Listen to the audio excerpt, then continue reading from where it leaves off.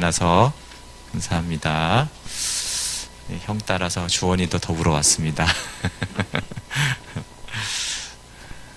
네, 새벽에 오니까 컴퓨터 음악이 자꾸 안 돼서 그 작은 방해에도 예배가 방해가 돼요, 그렇죠? 근데 또 계시록의 배경은 뭐 그냥 음악 소리가 안 나오고 뭐 난방이 안 되고 이런 수준이 아니고 오늘 바벨론에서도 얼마나 바벨론이 하나님과의 교제를 방해하고 하나님과 멀어지게 하려는 온갖 수단이 있는데 또 저희는 이제 너무나 안정되고 늘 세팅된 곳에서 하나님을 알고 섬기는 것들이 습관이 좀 돼 있는 것 같기도 하다, 이런 생각도 들었습니다. 네, 오늘은 계시록 18장에서요, 내 백성아 바벨론에서 나와 그의 죄에 참여하지 말라는 제목으로 함께 말씀을 나누려고 합니다.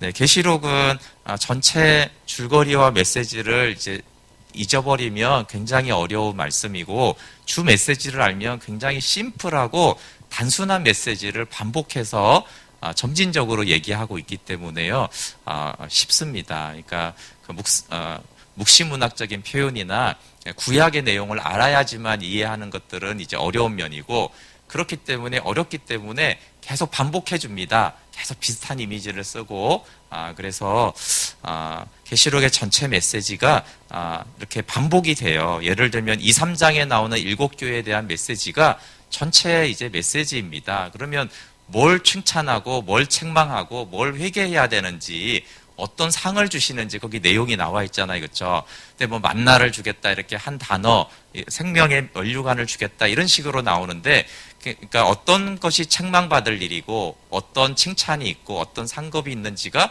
이제 4장부터 쭉 나오는 거예요. 그래서 이제 한 번 한 얘기들을 이렇게 반복이 되고 있습니다. 그리고 이제 먼저는 7교회를 말하고 4장, 5장에서는 보좌에 계신 분이 하나님과 어린 양이에요, 그렇죠? 그러니까 지금 너무 교회 형편이 어려운데 지금 통치권이 누구에게 있다고요? 교회를 괴롭히고 교회에 들어오는 거짓 선지자들이나 그런데 그런 애들이 주관하는 것이 아니라 하나님이 하늘과 땅의 통치자다라는 것들을 먼저 보여주는 것입니다. 그래서 먼저 뭘 보여주는가가 굉장히 중요해요. 근데 또 이렇게 영광스러운 하나님의 통치와 보좌 앞에 있는 교회와 성도들을 또 왜 보여줄까요? 그만큼 현실 세계가 어렵다는 얘기를 동시에 또 말해주는 반증이기도 한 것이에요. 그렇죠? 이 땅에서 신앙생활 하는데 아무런 제한이 없으면 우리가 그렇게 엄청난 존재고 엄청난 은혜를 받았구나, 그 좀 잘 몰라도 신앙생활 할 만하잖아요. 그렇죠? 그래서 이제 먼저 보좌에 있는 하나님과 또 우리가 현재적으로 그곳에서 주님을 찬양하는 존재고, 주님이 곧 오신다 이런 말도 1장부터 바로 시작하고 있는 거예요. 주님 재림하신다, 곧 오신다. 이미 결론을 내려놓고 또 마지막 장에도 가면 주님 곧 속히 오시옵소서 이렇게 이제 말을 하는 것이거든요. 네, 그래서 이제 5장까지가 이제 전체적인 메시지가 이미 있는 다음에 6장에는 이제 인심판이 있어요. 인심판은 현실을 다루는 거죠. 환난 중에 성도들이 어떻게 믿음을 지키고 인내함으로 끝까지 믿음의 경주를 싸워서 이기는 자, 하나님이 약속하신 상급을 받는 그런 성도가 되는가에 대해서 다루는 거예요. 그러니까 이제 6장의 인 얘기를 하려고 그렇게 4장, 5장의 영광스러운, 그리고 내가 반드시 너희와 함께하고 있고 그 앞에서는 주님이 교회를 거니시고 오른손으로 7뼈를 딱 붙잡고 계시잖아요, 사자들을. 그렇죠? 그렇게 한 다음에 인심판이 오는 것이에요. 그러면 또 인심판을 듣다 보면 좀 그래도 두려운데 이렇다고 그랬잖아요, 그렇죠? 난리가 나고 재앙이 있고 이러니까 그러니까 하나님의 진노 앞에 설 자가 누구냐라고 했을 때 7장에서 14만 4천의 하나님의 인침을 받은 자가 나오는 거예요. 이런 환난이 있고 이렇게 하나님이 이 땅에 심판을 집행하지만 하나님 앞에 그 심판을 면하고 그 중에서 구원받고 오히려 그 앞에 찬송할 자는 다른 게 아니라 어린 양의 피에 그 옷을 씻은 자만이다. 자기가 의지하고 결단력을 가지고 막 대단한 일을, 업적을 남긴 사람들이 아니라 어린 양의 피에 씻은 자, 그가 인침받은 자고 그가 하나님 앞에 선다. 그러니까 두려워하지 말아라. 그러니까 다시, 왜냐하면 환란이 오고 막 이러면요, 사람들이 어떻게 돼요? 신앙이 자꾸 율법주의로 돼요. 그래, 내가 그걸 참아야지, 그걸 하지 않아야지, 이렇게 막 결단하잖아요. 그렇죠? 결단이 중요하지만 보혈을 떠난 결단은 율법주의가 되는 것입니다. 예수 그리스도의 십자가 사랑 안에서 결단하는 것은 자발적이기 때문에 그게 신앙이지만, 어린 양의 보혈 십자가의 은총을 떠나서 이렇게 이런 현실이 일어나면, 이런 어려움이 오면은 나는 이렇게 할 거야, 그거는 이제 율법주의가 되는 거예요. 그래서 다시 한번 그 환난 중에 통과하는 성도는 어떤 성도라고 알려주냐면, 보혈에 그 옷을 씻은 자, 어린 양을 따라가는 자, 예수님과 관계 있는 자가 환난을 통과하고 이기지, 무슨 대단한 힘과 재력과 능력을 가진 자가 결코 그 환난을 믿음으로 통과하지 못한다는 얘기를 6장 7장에서 하는 거예요. 그 다음에 이제 8장 9장은 이제 박해자들이죠. 세상 불신자 악한 자들은 그럼 하나님 어떻게 하십니까? 성도의 기도를 들으시고 그 성도의 기도대로 심판하신다라는 것이죠. 그래서 이제 출애굽과 여리고의 비유를 구약에서 가져옵니다. 출애굽이 애굽에게는 심판이고 이스라엘에게는 구원이잖아요. 그렇죠? 그런 이미지로 나팔 심판이 이제 쭉 진행이 되는 것이에요. 근데 또 나팔 심판도 듣다가 보면 다 심판이기 때문에 재앙의 소식이잖아요. 그럼 또 이제 그래도 무서울 것 같은데. 왜냐하면 이제 이게 동떨어진 심판이 아니라 애굽에 있는 바로와 애굽 백성과 이스라엘이 한 애굽에 있었는데 거기서 심판이 집행되니까 이스라엘의 믿음이 없으면 그 심판이 어떻게 돼요? 두려움이 되죠. 바로한테만 두려운 게 아니라 이 놀라운 심판, 8위 때 재앙, 1위 때 재앙, 이런 것들이, 메뚜기 재앙이 믿음이 없는 성도들도 그게 두렵잖아요. 그렇죠? 그러니까 이제 계속적으로 이 심판은 참신자에게는 해당이 되지 않고, 그리고 예수님이 승천해서 승리했고 교회도 승리자다. 그러니까 너희는 모세처럼 6월절 어린 양의 피를 바르는 그 믿음의 백성들처럼 믿는 자에 속하고 고센 땅에 속하는 빛 가운데 거하는 자들이 되면은 이 재앙과 이 심판은 너희에게 오히려 두려움이 아니라 오히려 찬송할 거리가 된다라는 것들을 알려주는 거예요. 동시에 지금 같은 애굽 땅에 있기 때문에 너희가 만약에 아브라함의 후손일지라도 고센 땅에 모세를 따르지 않고 애굽 편에 서면 어떻게 돼요? 이 재앙을 받는다라는 경고도 함께 포함되어 있는 것입니다. 그리고 이제 13장이 아주 유명해요. 13장이 이제 666이 나오고 바다에서 올라오는 짐승, 땅에서 올라오는 짐승, 그래서 막 적그리스도가 오고 666을 주고 뭐 경제생활을 하지 못하게 하고, 이런 내용들이 이제 제가 생각하기에는 가장 계시록에 사람들에게 알려진 것 같아요. 근데 이 시작점이 12장 마지막에 용이, 사탄이 패배해서 분노하여서 발악을 하려고 내려와서 하는 게 13장이에요. 그러니까 기본적으로 패배를 전제로 하고 있단 말이에요. 그러니까 뭐 6.25 전쟁으로 말하면 이미 전쟁은 이제 끝났는데 빨치산들 남았잖아요. 지리산에. 그 지리산의 빨치산이 어떻게 양민들을 괴롭히고 그 사람들을 괴롭히는가, 발악하는 거죠. 근데 그 괴롭히는 현상만 보면 괴롭힘이 맞습니다. 그렇죠?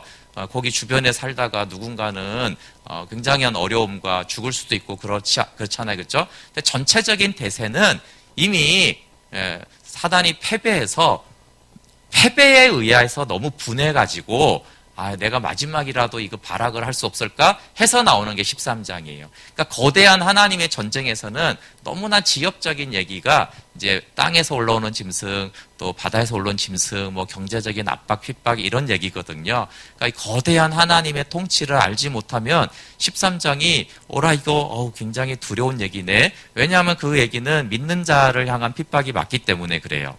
그렇지만 이제 넓게 보면은 이미 전쟁은 끝났고 북한은 졌고 물러났고 이제 빨치산에 남아가지고 이렇게 발악을 하고 있는데, 그러면 어떻게 정복을 할 수 있는가? 그러니까 정복의 대상이고 승리의 대상으로 13장도 봐야지. 그렇다고 방해와 핍박이 없다라는 얘기를 하는 것이 아니에요. 근데 그걸 이제 모르고 보면은 13장을 보고 사람들이 굉장히 두려워하고, 그리고 두려움을 자극하는 메시지들이 굉장히 많아요. 그러면 이제 계시록의 모든 중요한 다른 내용은 안 들리고 666이 베리칩이래.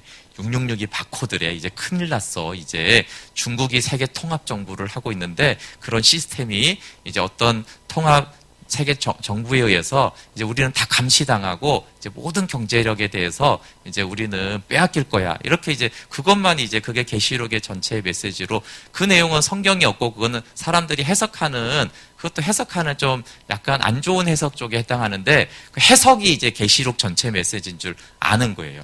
성경에 그런 내용이 나오지 않거든요. 그러니까 성경의 원본을 알고 거기에 해석이 나오는데 그 해석 중에서도 한 부분의 해석이 계시록 전체의 메시지인 줄 알고 그래서 계시록이 무슨 내용입니까? 그러면 666밖에 기억을 못하는 사람들이 있어요. 여러분 계시록 전체 666이 차지하는 비중은 굉장히 적어요. 예. 그래서 14장에는 짐승이 용이 발악해도 심판은 하나님이 하시고 교회는 하나님이 보호하신다. 14장에 또 안심하라고 나오죠. 그러면 또 결국 왜 안심시킬 걸 또 13장 같은 그런 긴장할 내용이 나와요. 계시록엔 경고의 메시지가 굉장히 중요하기 때문에 박해와 괴로움은 굉장히 심각하게 표현을 해요. 굉장히 이제 다 하나님이 극단적으로 표현하시죠. 야, 너희들 사탄을 만만하게 보면 안 돼. 사탄이 이 세상 권력과 거짓 선지자들을 통해서 더러운 영들을 통해서 이렇게까지 괴롭히고 고통을 주고 순교하게까지 괴롭힐 수 있어. 이건 정신 차리라는 얘기예요. 그리고 한편에서는 어떻게 돼요? 하나님이 얼마나 완전한 주권으로 통치하시고 참 성도들을 보호하시고 믿음의 말씀 안에 굳게 붙잡고 있는 자들을 하나님이 얼마나 안전하게 보호하시고 끝까지 구원의 손길로 영광으로 붙드시는지를 계시록에는 둘 다 굉장히 강하게 표현이 되어 있습니다. 그러니까 둘 다 굉장히 이제 사실인 것이죠. 그런데 늘 하나님의 보호가 더 앞서고 강하다라는 것들을 계시록은 반복해서 말하고 있어요. 그리고 이제 오늘이 18장이지만 18장은 이제 15장에서부터 나오는 마지막 심판인 7 대접 심판에 이제 포함되어 있습니다. 이것은 이제 새 출애굽과 같아요. 그러니까 앞에서도 쭉 그런 내용이 나오는데 이제 그럼 심판과 관련해서 심판은 경고와 책망과 징계라고 그랬잖아요. 그렇죠? 안 믿는 자에게까지 그래요. 그래서 이렇게 하나님의 심판이 극심하게 이루어지는데도 회개하지 않는 자들을 많이 다룬다고 그랬어요. 그럼 바로가 왜 망했습니까? 출애굽 때 애굽이 왜 망했어요? 왜 그 군사들이 홍해에서 다 죽었어요? 회개하지 않았기 때문에 그래요. 다 똑같이 재앙은 받잖아요. 하나님의 능력은 다 받잖아요. 근데 누군가는 어린 양 유할절 피, 십자가가 필요하다라고 생각한 이들이 있고 어떤 이들은 그걸 보고도 바로의 그 욕심, 그렇게 종들을 부리고 싶은 그 교만을 포기하지 못했어요. 그렇죠? 그리고 바로를 따르는 자들, 그게 이제 오늘날은 짐승을 따르는 자들이에요. 그들도 함께 멸망하잖아요. 그래서 계시록에서 아주 중요하게 여기는 것이 회개예요. 회개. 물론 죄 짓지 않는 것이 중요하죠. 근데 계시록에서는 완전함보다는 회개를 굉장히 강조해요. 그래서 얼마나 근데 회개하지 않는지를 이렇게 표현하는 거예요. 그럼 그냥 우리가 복음서나 이런 데 보면 회개하지 않는 사람이 그냥 나오는데요. 계시록에는, 그러니까 대접 심판의 5 대접 이후에는 너무 고통스러워서 자기가 자기 혀를 깨물면서 하나님을 비방하고 회개하지 않았다 그랬어요. 의미죠. 회개 말로 하는 거잖아요. 물론 하나님은 마음이 돌이키는 게 회개인데 어쨌거나 그 회개를 표현하는 건 입술이잖아요. 혀잖아요. 근데 그 혀가 얼마나 회개하지 않는지 그 혀를 깨물면서, 그리고 혀 깨물면 자기가 자기를 의도적으로 깨문다는 거예요. 너무 고통스러우니까 뭐 갑자기 깨물어서 혓바늘 생기는 게 아니라 의도적으로 자기가 자기 혀를 깨물 정도면 이제 죽겠다라는 뜻이잖아요. 실제로 많이 깨물면 사람 죽잖아요. 혀 깨무는 게 그 사극에 보면 그게 죽는다라는 이제 의미인데 지극한 고통을 표현하는데 그렇게 고통스러워도 하나님을 비방하고 회개하지가 않아요. 또 우박이 내리는데 우박이 그냥 한 달란트면 막 이만한 우박이 내려요. 그러면 사람만 죽는 게 아니라 건물까지 다 파괴되는 소돔과 고모라와 같은 그런 재앙이거든요. 그런데 그래도 하나님을 비방하더라.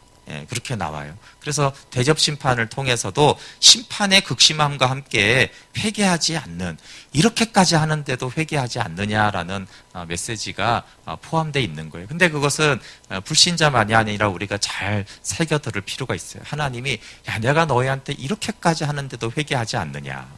왜냐하면 이미 7교회에 그랬잖아요. 그렇죠? 많은 교회에 회개하라. 열심을 내라. 이렇게 말씀하셨기 때문에 그래요. 네, 그 안에서 오늘은 이제 바빌론의 영적 실체와 주요 전략들이 나옵니다. 이 바벨론도 계속 반복돼서 자세하게 얘기하고 있어요. 왜냐하면 바벨론의 정체를 잘 알아야지 어떻게 성도를 미혹하고 어떻게 회개하지 못하게 하는지를 알기 때문에 그렇습니다. 우리 18장 2절 말씀 같이 읽어볼게요. 시작. 힘찬 음성으로 외쳐 이르되 무너졌도다 무너졌도다 큰 성 바벨론이여, 귀신의 처소와 각종 더러운 영이 모이는 것과 각종 더럽고 가증한 새들이 모이는 곳이 되었도다. 무너졌도다 무너졌도다. 그러니까 바벨론은 거짓 종교 체계에 복음을 미혹하고 거짓 가르침을 하고 또 교회를 박해하고 핍박하는 자들의 총체예요. 그렇죠? 총체. 그것이 무너졌어요. 근데 이 표현은 이사야서 21장 9절에서 가져왔는데요. 함락되었도다 함락되었도다 바벨론이여, 그들이 조각한 신상들이 다 부서져 땅에 떨어졌도다 하시도다. 네, 구약에서 바벨론이 굉장히 강한 나라였다가 망하잖아요. 그 표현을 가지고 그 옛날의 바벨론을 말하는 게 아니에요. 이 영적인 거대한 악의 세력 큰 성 바벨론도 그렇게 무너졌고 무너졌어요. 그리고 바벨론이 무너지고 그 나라가 다시 재건되지 않았어요. 그렇죠? 지금 이제 어디죠? 나라가 중동의 이라크 쪽에 있는 다시 재건되지 못했잖아요.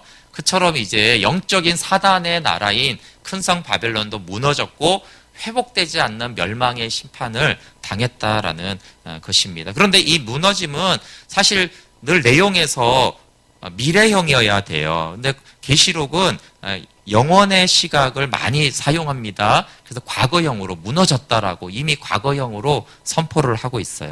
과거형으로 선포할 때는 이게 너무나 확실하기 때문에 미래를 과거로 선포하거나 아니면 늘 하늘에서 보는 관점이죠. 예수님도 십자가에서 다 이루었다 그랬어요. 다 이뤘는데 왜 나중에 또 문제가 생기던데? 그게 아니죠. 그 영혼의 관점에서 십자가로 다 이루어진 거예요. 하나님의 나라는. 그래서 바벨론은 이미 무너진 것이죠. 3절 한번 같이 읽어볼게요. 시작. 그 음행의 진노의 포도주로 말미암아 만국이 무너졌으며 또 땅의 왕들이 그와 더불어 음행하였으며 땅의 상인들도 그 사치의 세력으로 치부하였더라 하더라. 네, 이 바벨론이 세상 사람들과 성도들을 타락시키는 주요 방법이 여기에 나옵니다. 여기 땅의 왕들과 땅의 상인들도 음녀의 사치의 세력 때문에 부자가 되었다 그런 말이에요.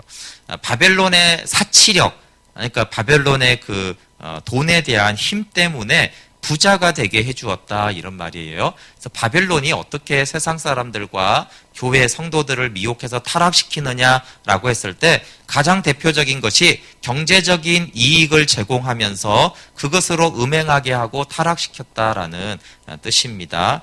사단이 가장 쓰는 거는 크게 두 가지죠. 하나는 이제 핍박과 박해예요. 예수님을 직접적으로. 근데 또 하나 아주 가장 많은 수단이 결국은 돈이라는 걸 알 수 있어요. 경제적 이익을 가지고 신앙의 순수성을 훼손시키고 점점 끌어내는 도구로 사용하는 것이죠. 근데 외적으로는 이래요. 경제적인 문제예요. 보이는 거죠. 경제는 우리가 늘 보고 이제 돌아가는 그 실물 경제잖아요. 현금이고. 그런데 바벨론의 영적으로는 아까 2절에서 뭐라고 돼 있어요? 귀신의 처소고 각종 더러운 영이 모이는 곳이에요. 더러운 영은 사치의 힘으로 부자가 되게 하는 유혹으로 음행의 진노의 포도주를 마시게 하여서 영적으로 음행하게 합니다. 그래서 이 더러운 영들이 모이는 곳에서 경제적인 부분으로 유혹한다라는 것. 영과 물질은 다른데 완전히 분리가 되는데 더러운 영과 경제가 연결이 되어 있다는 거예요. 그래서 돈은 경제는 굉장히 영적으로 봐야 돼요. 왜냐하면 그 배후에 더러운 영들이 이 돈과 경제 문제를 가지고 굉장히 많이 활동하기 때문에 그렇습니다. 캐시 자체가 악하다는 게 아니에요. 그렇죠? 그걸 악한 영들이 어떻게 이용해서 사람들을 타락시키고 진노의 포도주에 취하게 하는가에 대해서 도구로 사용하기 때문에 돈과 경제 문제 영적으로 깨어 있어야 되는 것입니다. 그래서 여러분, 더러운 영이 가난하게 해서 성도를 괴롭히는 것보다는 부자가 되게 해서 망하는 일이 더 많고, 그게 주요 방법이라는 거예요. 바벨론의 주요 전략입니다. 그러면서 이제 교회를 향해서 내 백성아 바벨론에서 나오라고 그래요. 우리 4절 5절 같이 읽어볼게요. 시작. 또 내가 들으니 하늘로부터 다른 음성이 나서 이르되 내 백성아 거기서 나와 그의 죄에 참여하지 말고 그가 받을 재앙들을 받지 말라. 그의 죄는 하늘에 사무쳤으며 하나님은 그의 불의한 일을 기억하신지라. 네, 계시록의 목적이 중요한 것 중에 하나가 이거죠. 내 백성아 바벨론에서 나와서 그의 죄에 참여하지 말라. 네, 예수님이 사랑으로 책망하고 징계하는 이유가 여기 더 구체적으로 나와요. 바벨론에서 나오라는 거예요. 왜 바벨론에서 나와야 돼요? 바벨론에 있으면 바벨론의 죄에 참여하고 그러면 어떻게 돼요? 바벨론이 받을 재앙을 받는다는 거예요.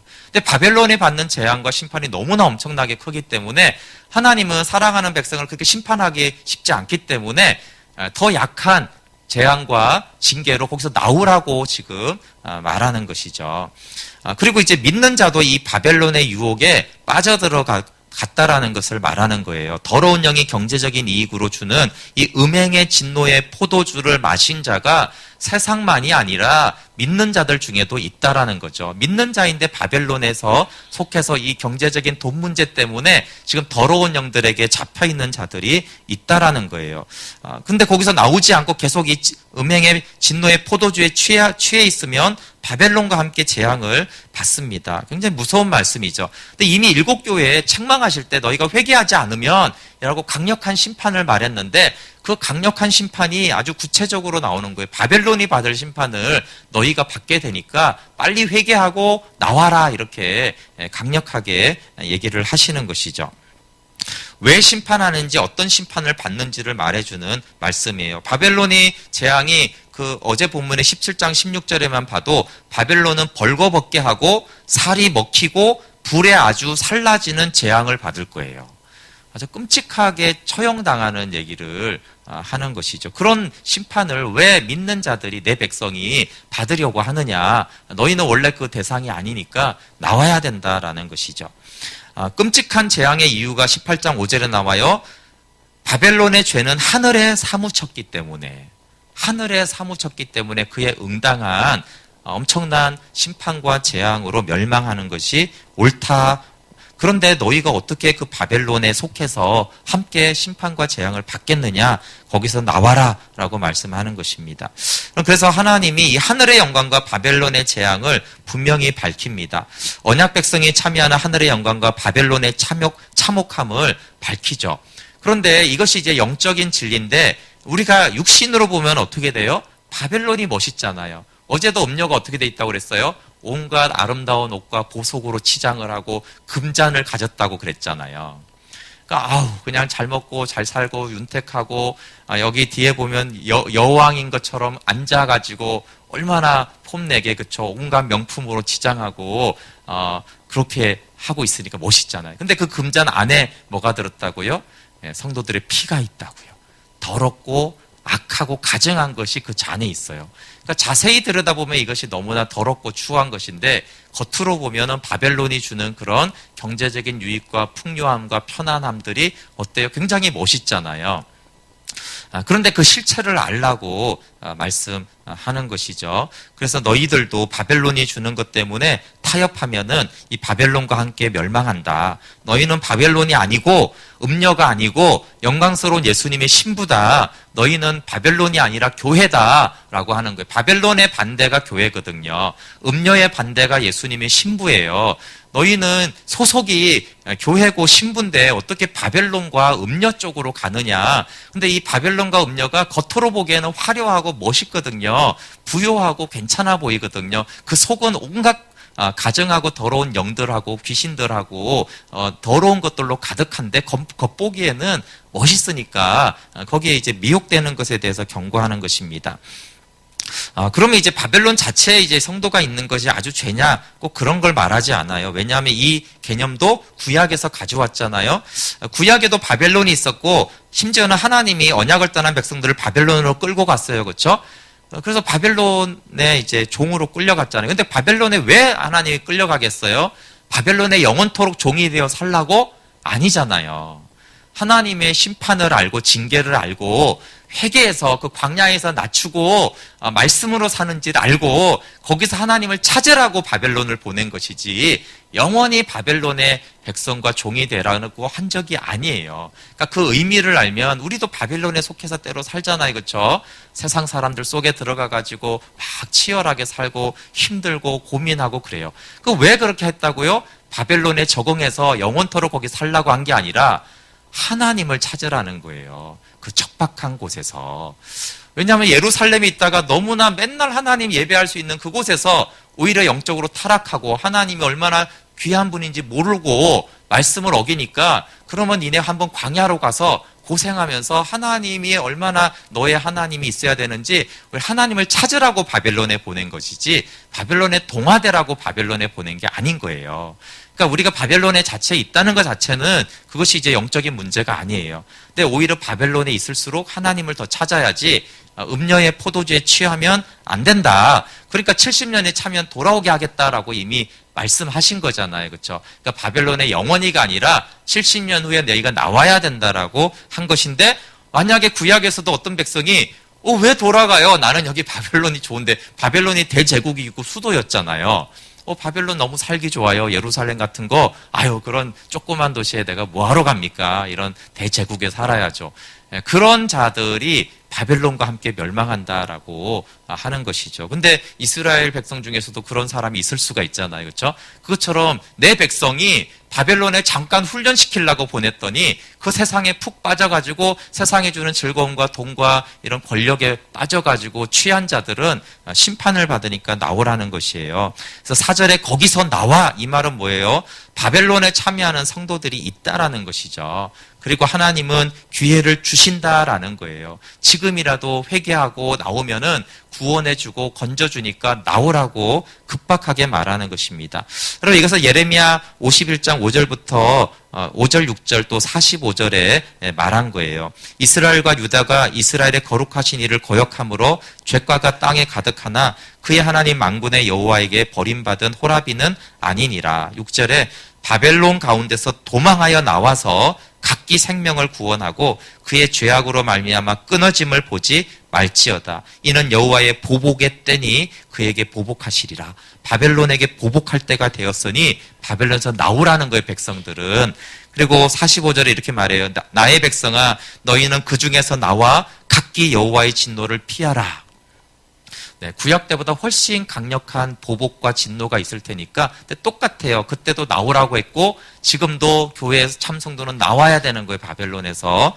네, 여러분 우리가 다 죄인이잖아요. 이스라엘 백성도 죄인이고 근데 바벨론에서 나와서 멸망당해서는 안 됩니다. 우리가 죄가 가득해도 세상과 타협하여 함께 멸망하는 존재가 아니에요. 어떨 때는 우리가 세상보다 무엇이 더 선하고 더 깨끗한 것이 있나 이런 생각이 들잖아요. 그럼 지금 하나님이 야 너희들은 바벨론하고 보다 더 깨끗한 사람들이잖아 이런 얘기를 하는 게 아니에요. 그렇죠? 너희 소속이 누구고 너희는 누구를 믿어야 되는지를 말하는 거예요. 그래서 우리가 심지어 바벨론의 죄에 빠져 있다라도 바벨론과 함께 멸망할 존재가 아니라고 정신을 차리라고 하나님 말씀하는 거예요. 계속해서 계시록은 물론 순교의 믿음, 인내하는 믿음을 강조해요. 근데 그거보다 더 강조하는 것은 어린 양의 보혈을 의지하는 자를 계속적으로 인침받은 구원받을 자라고 말하는 거예요. 그러니까 회개하고 십자가로 달려가는 것이 너무너무 중요해요. 근데 너희가 믿는다고 하고 내 백성이라고 할지라도 십자가로 나오지 않고 바벨론에 속하면 심판의 대상이라는 경고는 또 명확합니다. 여러분 이 바벨론에서 나오라는 경고는 마지막 경고이기 때문에 중요합니다. 사랑하기에 책망하시고 징계하시는 주님의 마지막 경고 이 음성을 듣고 문을 열어야만 합니다. 바벨론의 죄와 재앙에서 벗어나게 하기 위해서 집행하시는 하나님의 심판은 사랑이에요.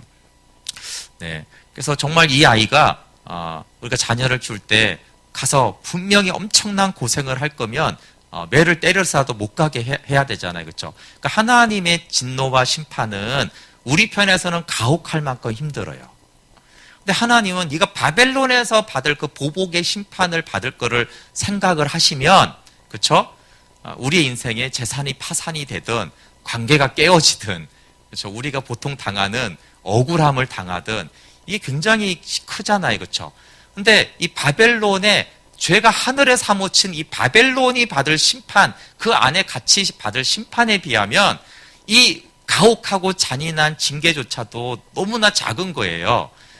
그러니까 하나님은 사랑하는 자를 책망하고 징계하시죠. 그건 구약에 너무나 많이 나오는 거예요. 그 왜 하나님이 사랑하는 자녀들을 이렇게까지 우리가 느끼기에는 잔인하게 심판하시나라고 했을 때 그게 잔인한 게 아니고 바벨론의 멸망과 재앙과 영원한 멸망과 그 지옥을 생각할 때는 이 땅에서 받는 그 광야의 고통이 비교하면 너무너무나 작다라는 것이에요. 근데 우리는 이제 이 바벨론의 멸망, 재앙을 아직 모르잖아요. 그렇죠? 왜냐하면 주님이 재림하시면 이제 그게 이제 일어나니까 우리는 이제 미래에 있는 일은 모르겠어. 왜 오늘 현실이 이렇게 힘든 거야? 하나님 살아계신데 왜 사랑하는 자를 자꾸 책망하시고 징계하셔? 그렇게 하는데 지금 계시록이 말하는 건 너희가 이 바벨론이 받을 참극한 재앙을 안다라면 하나님의 징계가 사랑인 걸 안다라는 거예요. 지금 여기서 좀 고난받고 억울하고 하나님께 경고받아서 하나님께 속하면은 영원히 감사할 일이라는 거예요. 그래서 이 바벨론의 심판을 알면은 천국에서 주님 저를 징계하신 게 평생 영원토록 감사의 이유가 될 만큼 이 심판에 극심하면 전혀 다른 것이죠. 그래서 하나님의 심판은 다시 의를 세우기 위한 심판이고 백성들이 죄에서 빠져나와서 멸망받지 않게 하려는 심판이기 때문에 그래서 하나님의 심판은 의롭고 참되십니다라고 시편이 계속해서 말하는 것입니다. 네, 마무리를 하겠습니다. 그럼 바벨론에 사는 자들의 특징이 나와요. 7절에 보면 그가 얼마나 자기를 영화롭게 하였으며 사치하였든지. 자기가 자기 자신을 영화롭게 해요. 그럼 신앙인의 목적은 하나님을 영화롭게 하는 건데 이 바벨론 사람은 자기가 자기를 영화롭게 하는 게 목적이에요. 하나님 노릇이 목적이죠. 그리고 자기가 자기를 영화롭게 하는 데 있어서 가장 중요한 방법이 뭐예요? 사치하는 거죠. 사치. 우리가 돈을 쓰는 거는 전혀 문제가 아닙니다. 하나님의 사람도 돈을 사용하고 누릴 수 있죠. 근데 사치라는 표현이 이해가 가시죠. 돈의 용도를 어떤 목적과 어떤 방식과 어떤 마음으로 사용하는지 그 사치를 통해서 자기 스스로를 높이고 영화롭게 하고 여왕처럼 높이는 그게 이제 바벨론에 속한 자들의 특징인 것입니다. 그 마음에 말하기를 뭐라고 말해요? 7절 뒤에 보면 나는 여왕으로 앉은 자요 과부가 아니라 결단코 애통함을 당하지 아니라. 자기를 여왕으로 착각하는 자들입니다. 하나님은 이 교만과 악의 갑절로 보복하시고 교만한 말씀 고통과 애통함으로 갚아주십니다. 하루 만에 이 모든 재앙이 이루어지는데 왜냐하면 주 하나님은 강하신 분이기 때문에 그래요.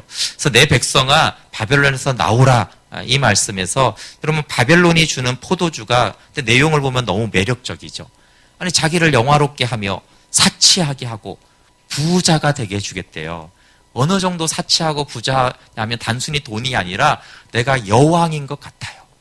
여왕이 돼서 딱 앉아있는 그런 기분을 느끼게 해주는 것이라는 거예요. 그게 돈과 힘이 주는 어떤 느낌이잖아요. 그렇죠? 그러니까 사람들이 다 여왕처럼 앉아있으니까 인정받고 부러워하고 그렇게 그 여왕의 자리를 제한하면서 음행하자라고 제안하는 것이 바벨론이라는 거예요.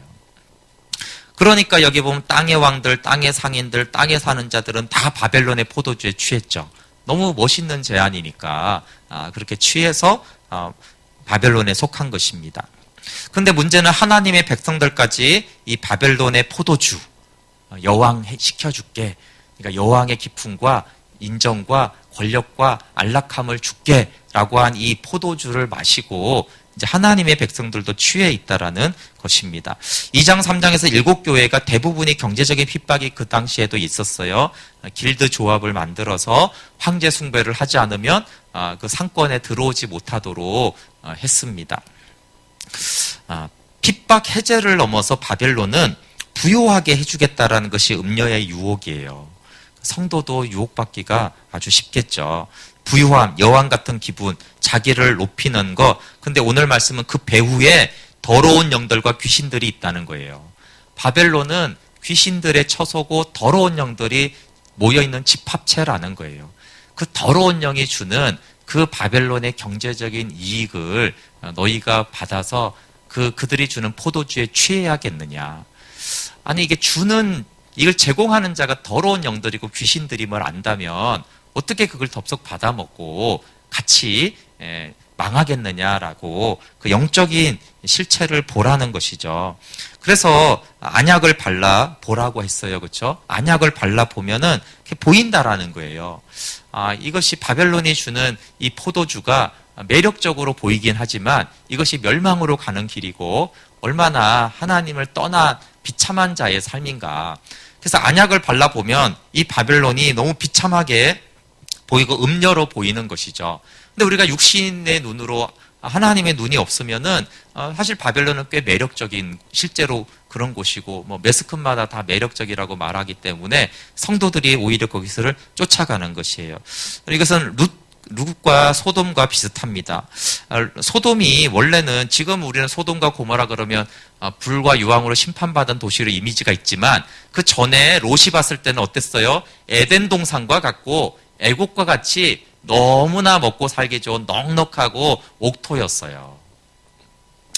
네. 근데 사실 망하기 전부터 성경은 룻의 그 태도를 지적하고 있어요. 그렇죠?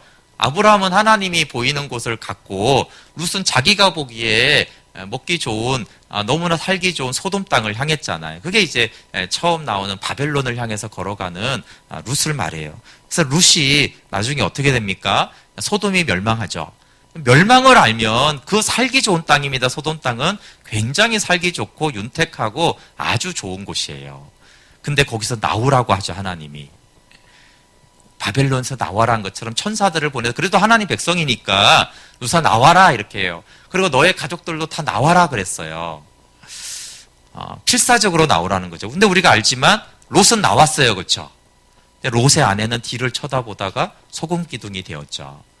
그리고 사위가 될 사람들은 아예 나오지 않고 거기서 함께 멸망을 당했어요. 딸들도 나왔지만 변변치 않았고 사실 룻만 겨우 건짐을 받았습니다. 그게 이제 바벨론에서 나와야 되는데 나오라고 할 때 하나님의 사람을 보냈을 때 나오지 않은 자는 어떻게 되는 것인가? 그럼에도 불구하고 나오는 자는 하나님이 건져주시고 너무나 가장 큰 은혜는 나오라고 천사들을 보냈다는 거예요. 사실 그게 가장 큰 은혜죠. 천사를 안 보냈으면 룻이 어떻게 도망쳐 나와요? 보내서 지금도 이제 요한을 통해서 메시지를 주는 거예요. 너희들 나와야 된다. 안 그러면 소돔과 고모라처럼 멸망해. 나와. 그러니까 룻이 나왔잖아. 너희도 나와야 돼. 룻의 아내처럼 뒤돌아보면 안 돼. 소돔 땅 먹고 살기 좋은 곳이지. 거기에 아주 좋은 집도 있고 멋있는 옥토도 있잖아. 근데 그거 다 버리고 나와야 돼. 지금 그게 중요한 게 아니야. 여기에는 불과 유황으로 멸망받을 곳이야 라고 말하는 것입니다. 네, 그렇기 때문에 바벨론에 나오기 위해서는 아브라함처럼 본토 친척 아비 집을 떠나야 합니다. 안락하고 안전하고 친숙한 곳을 떠나는 훈련을 돼야 되죠. 아브라함이 갈 바를 알지 못하지만 그에게 친숙했던 곳을 떠나 말씀을 따라 가는 훈련이 되었습니다. 여러분 아무리 봐도 한국 사회는 바벨론의 미혹이 많습니다. 바벨론이 주는 그 음행의 포도주가 많죠. 물론 가난한 사람도 지금도 있고 어느 정도의 핍박도 있죠. 집안 따라서. 전체적으로는 바벨론이 쓰는 주요 전략은 가난하게 하는 게 아니고요. 돈을 주면서 이익을 주면서 그리고 안락하게 하면서 잘난 체 하도록 다 그렇게 가능하면 도와주면서 하나님은 떠나라. 말씀은 떠나라라는 그 바벨론의 미혹이 지금 한국 사회와 한국 교회 전체 안으로 강하게 밀물듯이 들어오고 있는 사회입니다. 하나님 정말 저희가 깨어서 모든 사람들이 넓은 길로 가려고 혈안이 된 지금 이 세상 넓은 길로 가니까 부요함도 있고 만족을 주는데 그걸 육신의 사람들이 어떻게 거절할 수 있겠어요? 그러니까 하나님 안약을 발라서 영의 눈을 깨워주시고 정말 십자가를 지고 좁은 길을 가는 자가 생명과 평안임을 아는 이 말씀을 듣고 그러니까 그것이 열어지는 은혜가 있도록 기도하면 좋겠습니다. 제가 기도하고 축도하고 개인 기도하겠습니다. 혹시 음악이 좀 문제가 있으면